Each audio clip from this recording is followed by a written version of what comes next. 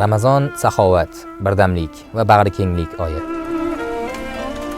Xalqimiz uchun azaldan mehr-oqibat, shukronalik va bag'rikenglik timsoli bo'lib kelgan muborak Ramazon oyini el yurtimiz bilan birgalikda tinch va osoyishta muhitda kutib olayotganimiz uchun Yaratganga behisob shukronalar aytamiz.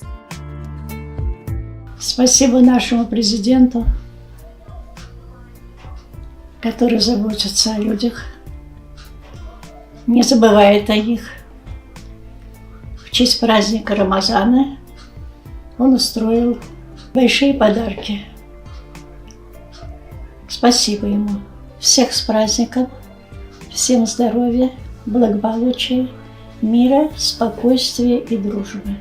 Barchamizga ma'lumki, muhtaram yurtboshimiz Shavkat Miromonovich Mirziyoyevning muborak Ramazon oyini munosib kutib olish va yuqori saviyada o'tkazish maqsadida qarorlari qabul qilindi.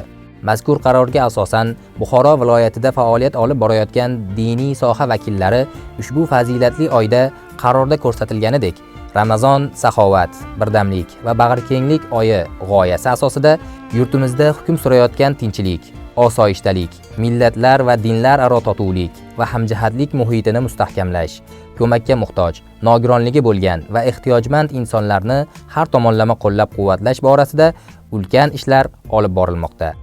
Ma'lumki, O'zbekiston ko'p konfessiyali mamlakat bo'lib, unda 130 dan ortiq millat va elat vakillari, 16 ta konfessiya a'zolari tinch totuv va hamjihatlikda yashab kelmoqdalar.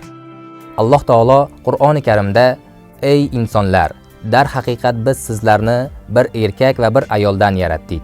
Hamda bir-birlaringiz bilan tanishishinglar, do'st birodar bo'lishinglar uchun sizlarni turli-tuman xalqlar va qabila elatlar qilib qo'ydik", deya marhamat qilgan.